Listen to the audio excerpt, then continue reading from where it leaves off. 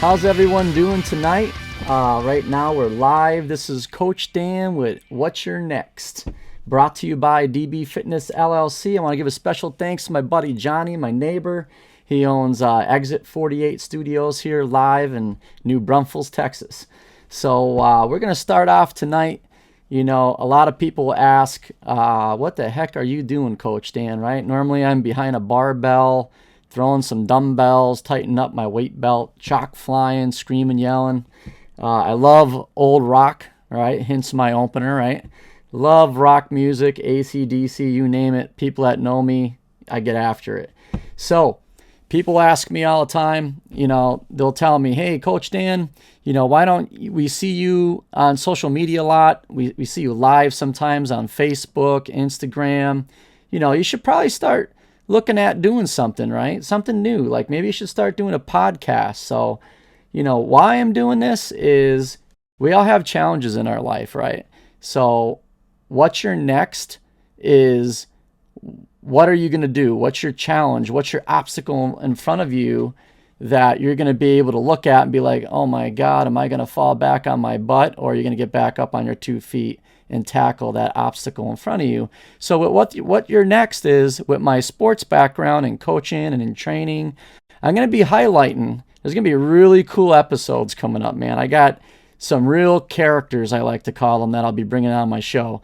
But we're really going to highlight athletes. One, because I love athletes. I love coaching. I've been coaching for over 25 years. I've won 6-7 gold medals in powerlifting. I lose count.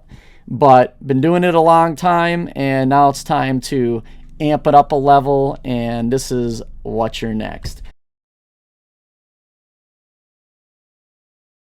So a lot of people that don't know me, for one, thanks for tuning in. Thanks for listening. If you don't know me at all, again, Coach Dan. I'm going to talk a little bit about where I came from, right? I mean, anyone that I have ever interviewed in my past, by the way, this will be my hardest episode because I'm basically talking to myself and talking to you while you're watching. But I'm going to get through this. So, childhood. I was born and raised in Scranton, Pennsylvania. Scranton, Pennsylvania is home of many characters, a lot of famous people over the years. Actually, the birthplace of our current president, Joe Biden's from Scranton, Pennsylvania. And growing up in Scranton, you know, I call it a coal cracker town, hardworking people there. I was brought up old-fashioned way, man, turning wrenches, working 2-3 jobs to pay the bills. My family's all military. My dad, you know, he served, I lost count with years. I think Uncle Sam kicked him out because he's done so many. I think he did like 33 years plus. If my dad's watching this, which I'm sure he is, he could correct me later on with some push-ups. But yeah, so military family, blue collar, coal cracking town, I call it, in Scranton, Pennsylvania. My grandfather served, God bless him, in World War II. And he's been all over the world. He was captured 3 times. Got away from the Germans. He was even, I think, over in Japan too, so he's been all over the world. But we'll highlight my grandfather later on in a future episode, and you guys will definitely get a kick out of that one. But, you know, growing up in Scranton, you know, we talk about what's my next, right? So at the time in my childhood, I'm not a big guy now as you're looking at me, right? I'm only about 165 pounds is what I compete at in powerlifting.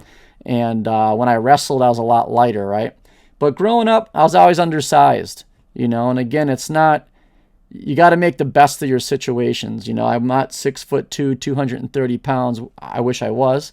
But I remember my old football coach back in the day, he used to tell me, he's like, Dan, man, if I could get your heart and these bigger frame kids, man, we would win lots of championships.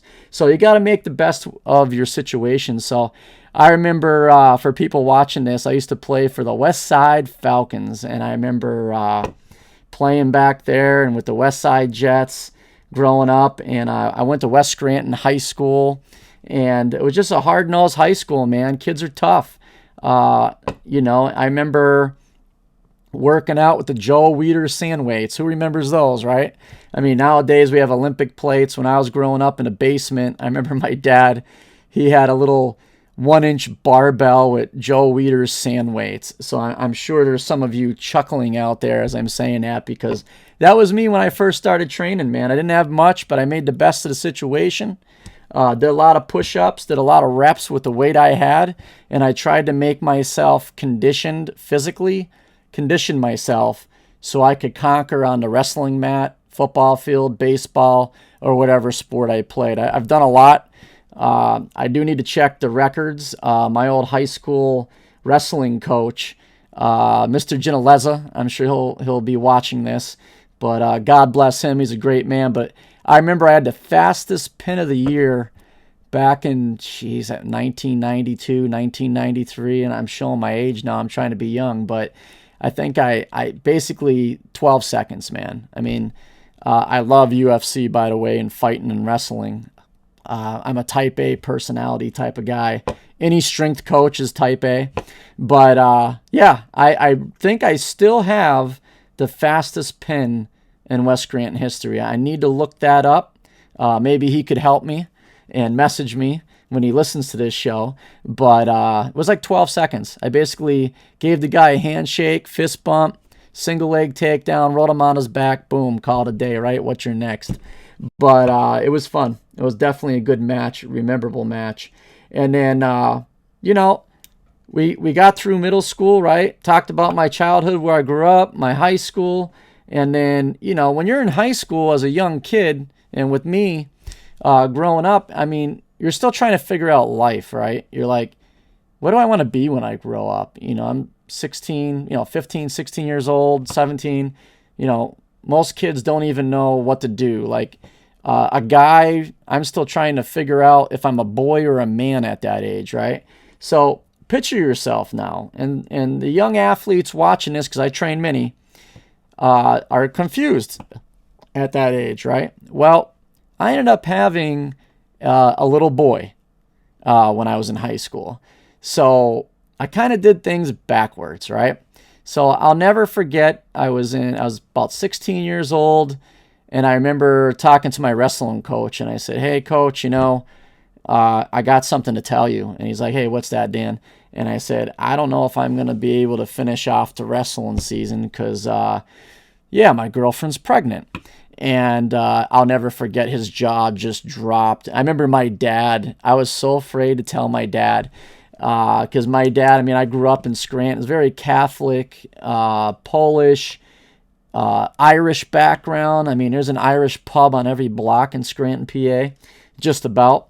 So just good people, hardworking people. So I'm like, how am I going to tell my mom and dad? Here I am, an athlete, trying to figure out who I am, if I'm a boy, a man yet, right? Did I develop yet? Where I'm going to go to college, what I'm going to do. And now, boom. I'm a young dad, and you want to talk about a situation about what's my next, right? I had to figure out life. Life hit me square in the face. You could throw the hardest wrestling match, the hardest catch, fastest swing, whatever sport you do, right?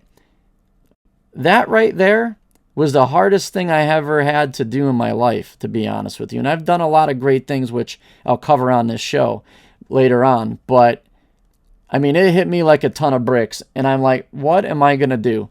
So, not only was I a young dad trying to figure out life, but then later on, I find out that my son has special needs. So, not only am I a young dad trying to get through high school, I know my dad, the first thing he told me is, besides chasing me around the kitchen table when I went running down the alley, my dad was chasing after me, man. He was so pissed at me. And that's another thing with this show, too. I keep the show real, right? Like, there's going to be some things I'm going to say on this show that may offend some people, right? But at the end of the day, we have to respect everyone. We have to respect people's background, belief systems, and I love everyone. So I'm telling you right now, if there's some things I say, I may say some things, but I promise you, I say things that people are thinking. So you're probably thinking it. I'm just saying it. So we're going to keep it real. But I remember my dad chasing me around the table, and I was scared. I didn't know what to do. Not only to have a child, but now special needs child. My doctor tells me, hey, your son's never going to breathe. He may not live. 10% chance he's going to live. He wasn't breathing. 23 weeks he was born. Think about that, man. So 23 weeks. His lungs weren't even fully developed in his body when he was born. When I held my son in the palm of my hand, his head was up on my middle finger here. He was laying in my hand like a G.I. Joe character. I kid you not. It didn't look real, right? Like right in my hand. His legs dangled over the palm of my hand. I still have a picture laying somewhere that I need to find of that. And it's amazing that my son made it and he's living today. And I'll get into his accomplishments too. But doctors told me he would never stand and walk. Well, guess what? My son's walking. He may not walk like you or I. He has a condition called cerebral palsy. And, he had a lot of cognitive effects, but it wasn't really bad. It was more or less the physical domain that affected my son. So, he conquered life. And I'm so proud of my son, Daniel, because he's able to walk. He, lettered in swimming. So I remember the first time I took him down to the swimming pool when he was in high school, and the coach looked at me, and I could tell right away with like ADA laws, like the coach was giving me the eyes like, man, I don't know if your son could swim, because here I am like wheeling him down to the pool, right? And the coach is looking at me, and I could tell, and the coach is like, well, I don't know if we have room on the team. I said, listen, let him do a 50-meter freestyle. I know he only has basically one side of his body to work with. And then the coach is like, well, how's he going to get in the pool? I'm like, I'll help him get in the pool. And there's lift systems with ADA. We'll get him in the water. But I promise you, he'll make the team. And the coach looked at me in the eyes, and you want to talk about what's your next, right? Like a challenge. Not only did my son like beat life, right? And he's able to walk with a cane. He may not walk like you or I, but he has a walker. And he was able not only to get in the water, but do a 50-meter freestyle. And he was the last in every swim meet we had. But I'll be honest with you, you always knew where Danny Bedford was when he was swimming. He graduated from Lake Elsinore, California, high school. I'm a military guy, so I moved around the country quite a bit through the years. And when we were over in Lake Elsinore, California, you want to talk about rememberable times. He lettered in swimming with cerebral palsy with the use of half his body. Think about that a second. So back up. Let me paint this picture for you now. I'm in high school with a handicapped son, not knowing and it's my only son in my life. So I'm married, and first, thank you, Sarah, for putting up with me for all these years. So I'm married and have a son and 3 little beautiful girls, which I call my 3 princesses. So at the time, though, I didn't know what to do. To be honest with you, I looked at my dad, and my dad's like, well, son, you need to start working. So here I am, a high school kid working 2-3 jobs, trying to pay the bills to raise my son, just hoping he would live and make life, which he did. So when I fast forward now, I'm looking at, what my son did for me, right? My son's my motivation.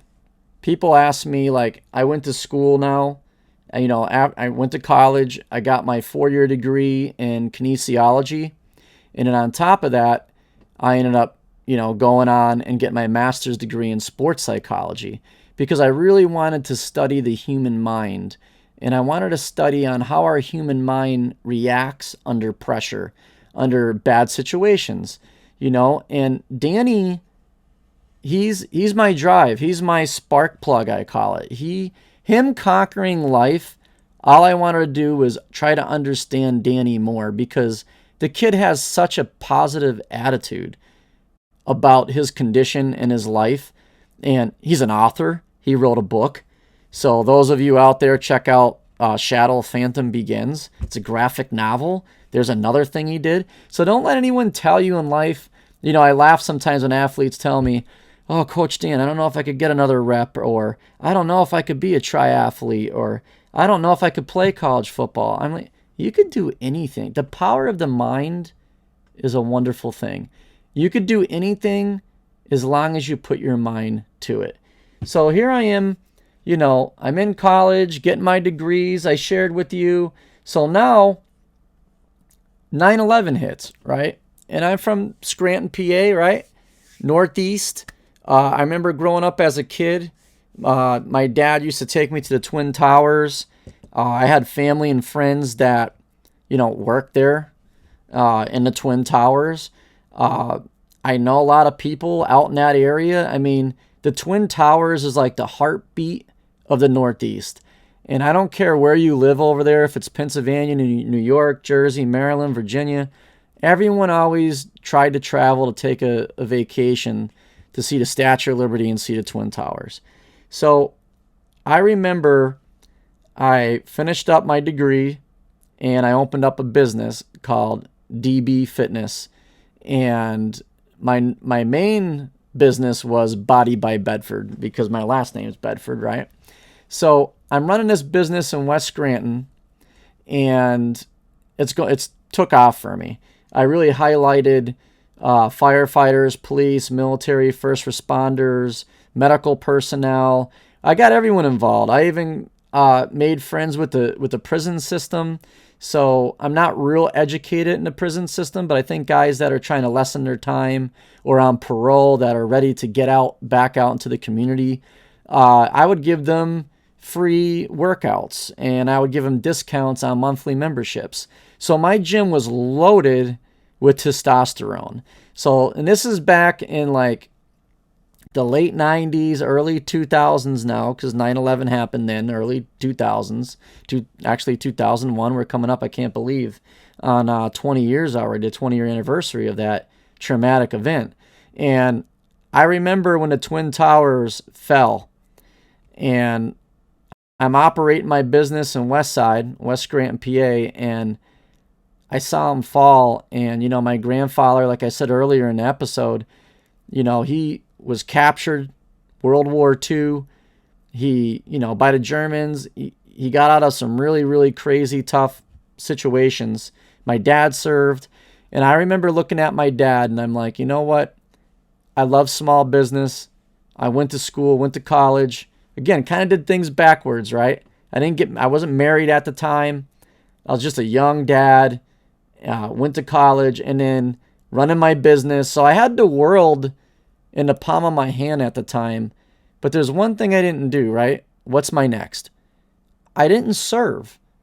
All the Bedfords in the family, I would say about 80% plus, join the military and serve. It's just what you do.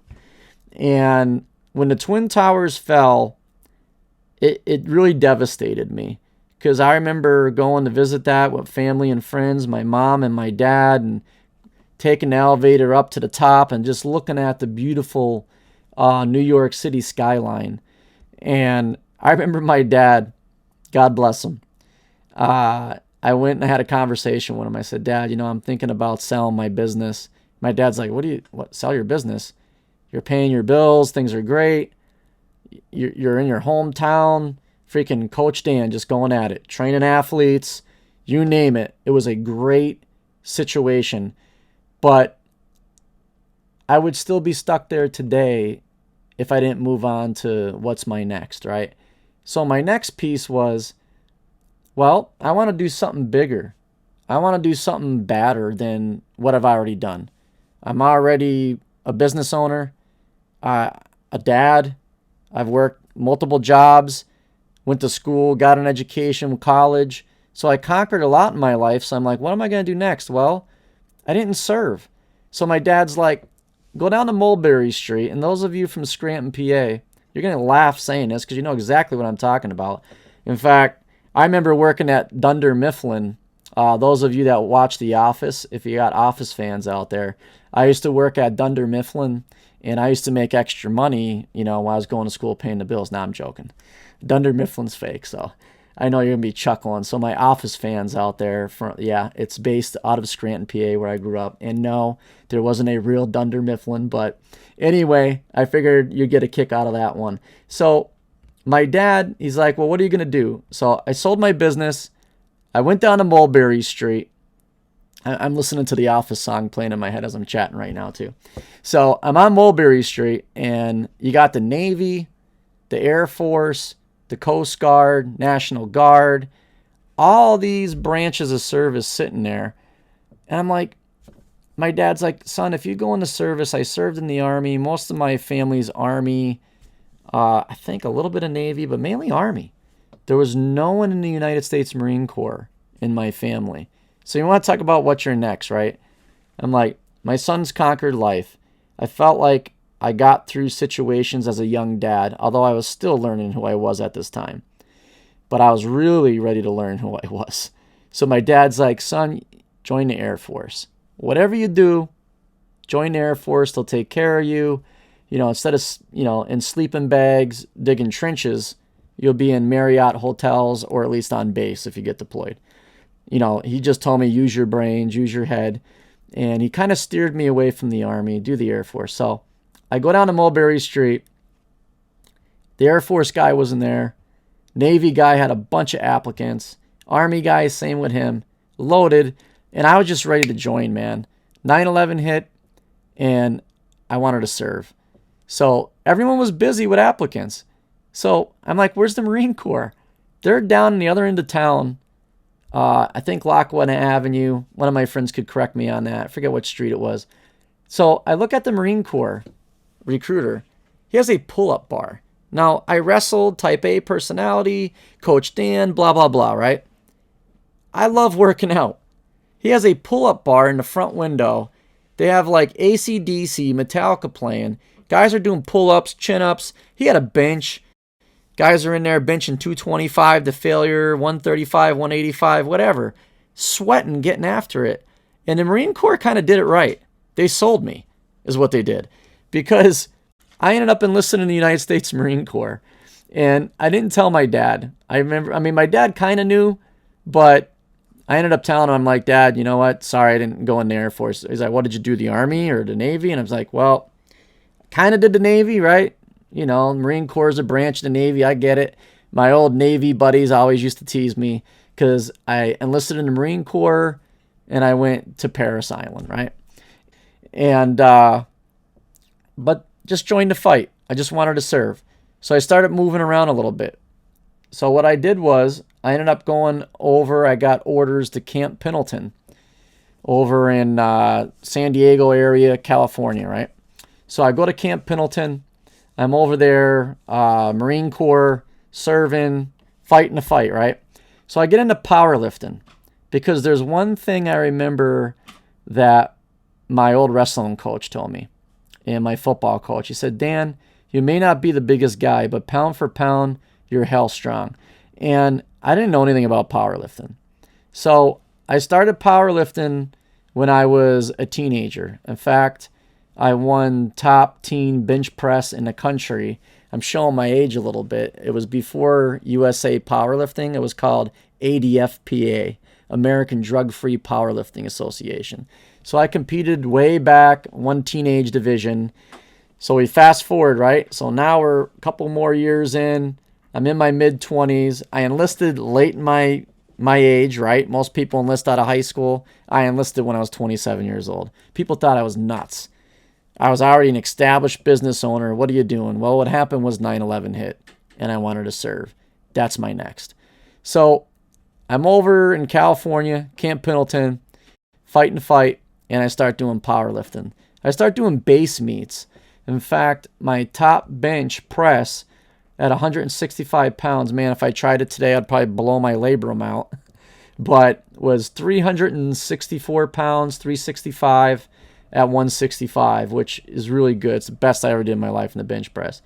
I used to compete in deadlift, squats, and so yeah, I just started going around base, competing in competitions and winning base competitions.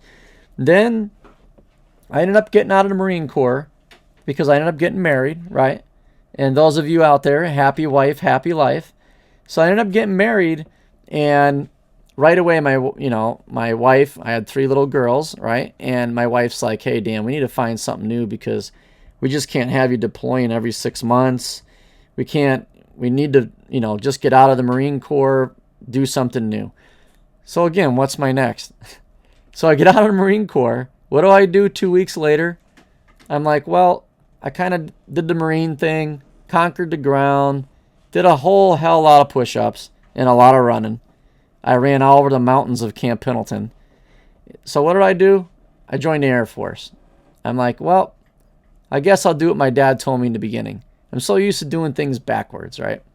So I ended up joining the Air Force. I went to March Air Reserve Base out in California, about 2 hours from Camp Pendleton. So I joined the Air Force, and that's where I already had like a bachelor's degree, associate degree, and everything at the time. But the Air Force was like, hey, we'll take a Marine. You might have to pass a lot of psychological examinations, but I think it's doable. We could do it. So I didn't think the Air Force was going to take me. I'll be honest with you. I'm like, what do they want with this crazy Marine, type A personality power lifter, right? What do they want to do with me? So the Air Force, I enlisted. They took me in, and it was awesome. I went from conquering the ground to conquering the air. I was a flying crew chief on the KC-135. Did a lot of aerial refueling, a lot of flying around. I was a crew chief. Learned a lot about mechanical systems, hydraulic systems, avionics. A lot of stuff with aircraft, And then I ended up getting certified. It's funny, right? Never thought I'd be doing this stuff in my life. I ended up getting certified on 2 different airframes. The C-17 Globemaster, which I love. Great aircraft. Great cargo aircraft. And the KC-135 aerial refueler, which nowadays they have the KC-46. Brand new aircraft in the fleet, I like to call it. But so here I am living out in California, fighting a fight. So my Marine Corps is behind me, couple gold medals behind me, and me and my wife, we end up buying a home in Lake Elsinore. And it's right next door to a baseball stadium, right? Because people ask me all the time, like, Coach Dan, how did you get on with this network you have? Like, tell me how you do this. And I'll be honest, I'll tell you how I do it. It's simple. It's networking and treating people with respect. When people have confidence in you and believe in you and they know that your word goes a long way, teamwork makes the dream work, is what I like to call it. So the Lake Elsinore Storm, I wasn't really familiar with minor league baseball at the time. Lake Elsinore, California is about an hour from San Diego, Petco Park, which I love the Padres, by the way. So San Diego Padre fans out there, love the Padres, and I love the Yankees. Yankees, AAA ball club in Scranton, PA. Again, I'm from the Northeast. Gotta love the pinstripes, too. So Yankees are my American League team. Padres are my National League team. So I'm out there with the Padres right next to their farm league team called the Lake Elsinore Storm. So I decide to open up a garage gym. Now think about garage gyms, how important they are today with COVID, right? And where they were 10, 15 years ago. People would be like, why are you spending all this money for a garage gym when you could just join Gold's Gym? I'm like, I want to start training athletes. I learned a lot from my son. I've seen him conquer things physically and mentally. He was a swimmer. I'm a power lifter, won tons of freaking gold medals, wrestled, played football, played baseball. I've done it all. In fact, when I was playing baseball, I don't know if it was Legion Ball. I think it was called Big League at the time in Scranton. They had at Scranton, PA, and played baseball, second base. So I got some baseball ties. So that said, I ended up doing my garage gym, and talk about taking care of people, right? And building that trust. I met a person at the Lake Elsinore Storm internally that we became excellent friends. In fact, in 2002, he was like the best college baseball player of the year. He's in the College Baseball Hall of Fame for his college he went to. And we became great friends. And it started with that little network. So here I am with like 1 or 2 clients. I'm even coaching high school football. I was a strength coach. I even called offensive coordinator, defensive coordinator. I was a head coach in my past. So you name it. I'm about ready to be 45 in 2 weeks. But age is just a number, man. And I've learned a lot. So here I am with some clients. So I start building a rapport in the baseball community, but not only the baseball community, but the athlete community, right? So each community is kind of like the good old boy club, I like to call it. They're all tight niche. Don't let anyone tell you they're not. So baseball's tight, football's tight. It's kind of like a head coach, right? I love college football. I'm a diehard Penn State fan. Don't hold that on me. But, if Penn State gets a brand new head coach, they probably clear house. The guy's going to bring in his own coaches that he trusts because he builds that rapport. You see where I'm going with this? So what's my next? So my next is I start a garage gym training former and present major league players right out of my garage. My neighbors and people are asking me like, Dan, how do you do this? Or where you know what it is? I'm just being me. Just be you. It's easy. I'll fast forward here in a second, but we'll start talking about my gym in Texas. But people ask me like, why are you doing a gym in Texas? There's tons of gyms in New Braunfels, right? My buddy Johnny, he could probably name 10 of them. So the gyms in Texas, that's great. I want to build a network with my gym partners and my other trainers in the area because I'm not taking their business because at the end of the day, it's networking, right? Because what I call myself is a private fitness coach. So like my gym in Texas right now is a private enhancement, sport enhancement, or if you want to call it athlete enhancement center. It's all one-on-one training, small group. I may do 2 or 3 athletes at a time when I'm training them, but I'm not a Gold's Gym. I'm not, because I had one guy come in one day, well, geez, you don't really have a lot. I don't need to, but it's about leadership, right? It's mentorship. It's, I always tell moms and dads and athletes I train today, I'm going to be with you through thick and thin. You could call me Coach Dan, Uncle Dan, right? Whatever you want. But at the end of the day, I got your back. It's not about just being the best athlete on the field. It's about being the best gentleman or woman or whatever your background you want to be.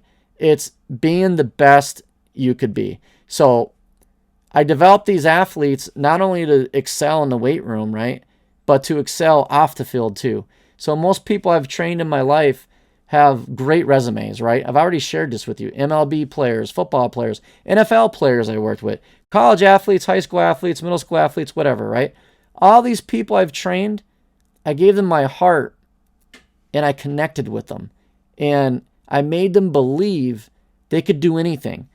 If they hurt their neck or they're in a bad car accident, which I'll talk about mine in a few minutes, whatever that is, whatever challenge you have in your life, you could get through it because what's your next? Are you going to sit back, cry, and mope about it? Some people do, right? But on my show, I'm all about positive. I am not a negative guy. By the way, I don't even like being around negative people. Although it's good to hear criticism, which criticism is good. Trust me, there's such thing as good criticism. But for the most part, I'm a positive guy. I don't like being around negativity. When I've coached all these years, and again, we're in Lake Elsinore, California at the time right now. I know I'm going off on a tangent, but when you surround yourself with positive people, remember what I'm saying now. When you surround yourself with positive people, positive things, great things happen. I promise you that. So, DB Fitness, running it out of my garage. So then I end up moving over to Virginia. I got orders with the military.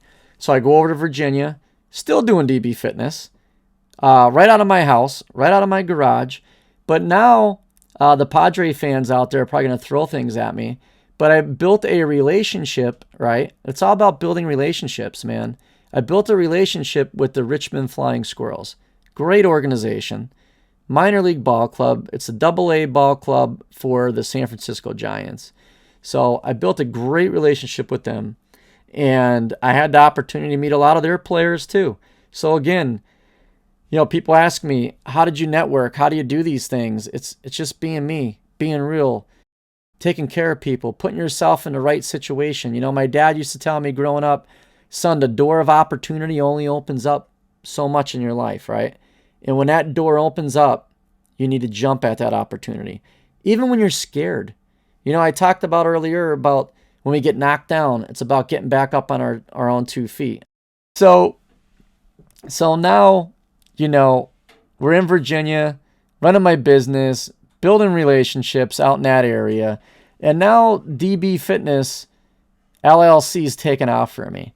I'm getting a lot of content out there. More players are calling me. More people want to get involved. So again, just building relationships, taking care of people, training athletes at all levels, and running my garage gym. So then I find out one day, hey, Sergeant Bedford. Again, I'm serving in the Air Force, living in Richmond area. I was down at Fort Lee area. And they're like, hey, you need to move.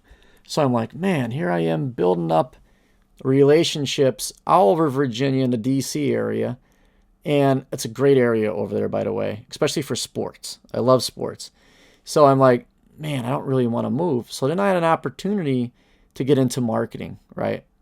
Build more relationships, out there meeting people. The Air Force is like, hey, we want to get you involved in event program manager, where you're just out there running events for the Air Force and talking to people and building relationships. I'm like, done.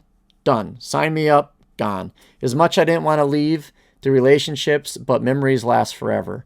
But I ended up moving out here to the great state of Texas, I like to call it. I don't know anything about Texas, by the way, other than I know they love Bibles, family, guns, a lot of stuff I like. I like going to the range. I like firing. I love clay birds, shotguns. I love that type of stuff. So I'm like, I like the outdoors, hunting, fishing. I grew up in Scranton, right? Coal cracking town. I'm like, plus Texas high school football. I mean, I love Pennsylvania. Pennsylvania high school football is great. It really is. Great quarterbacks come out of the Pittsburgh area. But Texas is Friday Night Lights. That's all I thought about. I'm like, wow, I'm going to try Texas out. So here I am. I moved to Randolph Air Force Base for my new assignment. And I end up doing DB Fitness again, right out of my garage. I meet some more former, present professional baseball players, other, retired NFL athletes, and other high school and middle school athletes in the area. And I move in this little town called New Braunfels. I didn't even know how to say it. I may still be saying it wrong because I'm not born and raised here in New Braunfels. But heck, they like to float down rivers. Again, I'm Irish. I love Guinness, by the way. I like to have a nice cold beer. And I'm like, wow, I could float around on tubes, have a cold beer. Friday nights, go check out a football game. And I won't get in trouble for carrying around a handgun if I want to go to the range and fire my weapon a little bit and hit some targets. So I'm like, cool. Sounds like a cool state. So I'm doing DB Fitness here.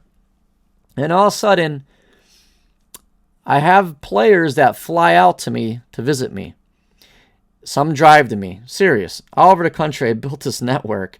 I have people that come visit me. And, I'm known for Coach Dan with chains around your neck. No one leaves DB Fitness in my garage unless you got some damn chains around your neck. So what's my next, right? So here I am in New Braunfels, Texas, running a business out of my garage again. I was always the garage gym guy. And I mentioned briefly earlier in this episode about COVID, right? So think about garage gyms 10, 15 years ago, unheard of, unless you had Joe Weider's sand weights like I did in it. So COVID hits. So I had to get really strategic.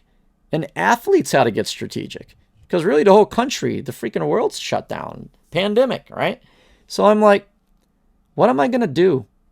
People are like, well, start developing online programs for people and start reaching people through the internet and doing Zoom workouts. And that's cool. Those of you that do that, that's awesome. Good on you. But we're all different.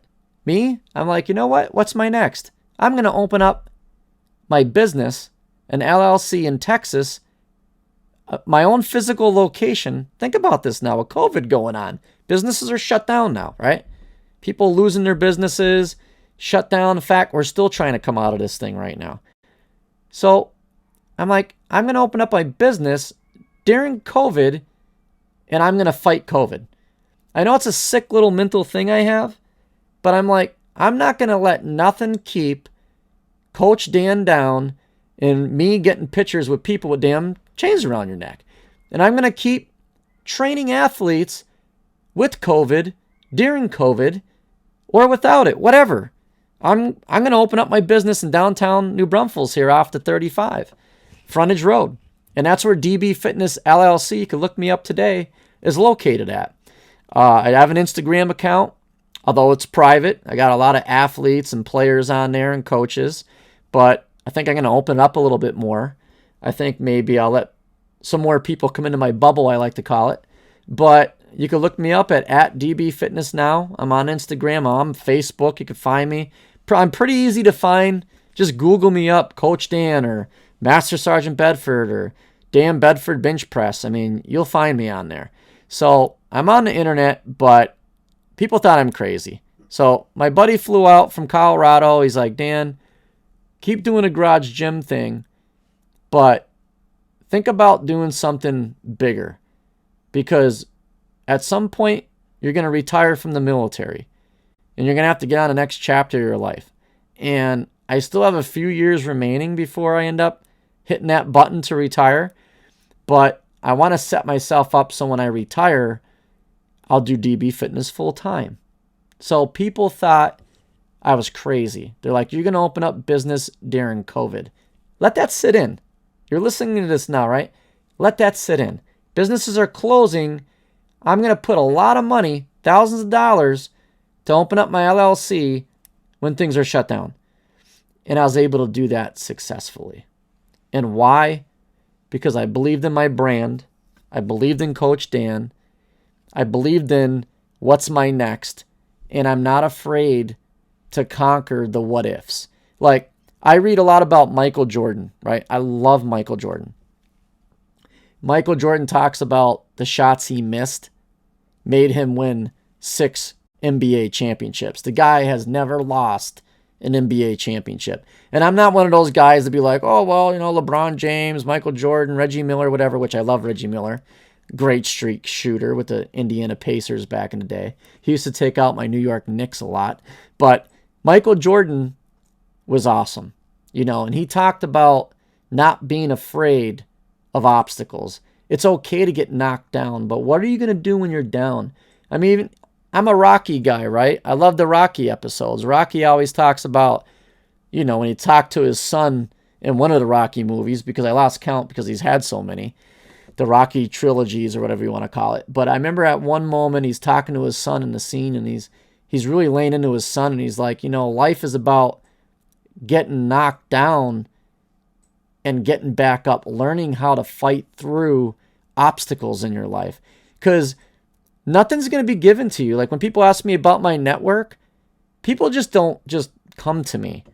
That was over 25, 30 years of me powerlifting, coaching, training, being involved in sports, and taking care of people, right? Being positive. I hate looking at the internet today, and my show will never have politics on it, by the way. But I will tell you this. There's a lot of negativity out there today. And we're going to keep this positive because I like talking about good things. I like talking about people like doctors telling me that your son will never walk, and people telling Danny he's not going to be able to do things. Now he's a published author, lettered in swimming, and he could walk and conquer life. So you're not going to tell me anything negative because, one, you won't be on my show. So I'm going to keep things positive moving forward. But I open up this gym now. I'll walk you through. In New Braunfels during COVID, and it just blew up for me. And this is where I'm at today. You know, I learned from my past, like Michael Jordan said, the shots he missed won his 6 championships that he never lost in the finals. With me working out and lifting, I know what I bring to the table. I believe in myself. You need to believe in yourself. People I have coming on this show in the future, I'm not going to mention names. It's going to blow your mind, the stories they're going to talk about. These are people you know. These could be your neighbors. These could be athletes that you've watched on TV, on ESPN, that I'll be bringing in my shows. These are people that went through obstacles in their life, like Michael Jordan, or whatever your own story is. So if you're that person sitting on the couch today, not sure where you're at or where you want to go or what's your next, you could do it. You could do it. Anyone could do it if you put your mind to it. So here I'm running a business in Texas, and it's booming for me right now. One, Texas loves sports, which I love. High school football, college, it's booming. I love running business. I love small business. That's where I'm at now. I'm still competing today. And, we talk about obstacles. I mentioned about Michael Jordan and my son with his physical and cognitive disabilities he had to work through in his life. But I had to get through something too. So I'm going to share something with you today. Over 2 years ago, I was in Virginia on a highway. And I can't talk too much about this, but I'll tell you this much. We were involved in an automobile accident. Traumatic. Me, my wife, and my 3 little girls were in the back seat. Not just a tractor trailer. I'm talking oversized freaking I-beam on the back. You know those trailers that have like the truck that follows them? That type of trailer. I-beam on the back. So anyway, to make a long story short, we were in a very bad car accident where, thank God, I survived that situation. And it really affected me mentally. So now the sports psychology, I talk about the mind-body connection, right? Physically strong, but more importantly, being mentally strong. So now I'm that athlete that I've trained my whole life. I've had injuries from this accident, mentally and physically, that I'm not the same athlete today that I was before this accident happened. So I could sit back on the couch. I could not open up my business. I could sit back and whine and cry and not work out and do these things. Or I could make the best of the situation, right? So now I could relate with some of these athletes, and not only athletes, anyone, about getting through a traumatic event in your life. And I've been through many. I mean, just getting through my son's situation was hard enough. And, think about this too. You dads out there that have a boy. I mean, my son, I would love to just grab a football and be like, hey, Danny, go for a pass, throw him a ball. Unfortunately, I can't because of his disability. That weighs hard on my chest as a father. Every day I grow up, that bothers me. I kid you not. I think about that every day. But I don't let that bring me down, because my son has brought into this world so much positivity on handling his own physical and mental disability, where I look at myself and I think I have a bad day. Think about this a minute. Sometimes my alarm goes off and I'm like, oh man, crap, I got to get up. It's Monday morning, right? We all get that Monday call. But my son wakes up with muscle spasms. He has to stretch out every day. He struggles to walk. I mean, think about that for a minute. So we don't have it that bad. Think of it. Like, my life really isn't that bad. If I think I'm having a bad day, I think of my son, Danny. But anyway, back to where I'm at today and where I'm going, right? So DB Fitness, it's going to keep growing. I'm going to keep networking. I plan on opening up possible other locations. I'm really digging this podcast thing right now, to be honest with you. This will be my hardest episode, like I said earlier. But the ones coming up, I love interviewing. I love networking, so that part's going to be fun for me. So that is where I'm going. But when you ask me about what's my next, I need to ask you, what's your next?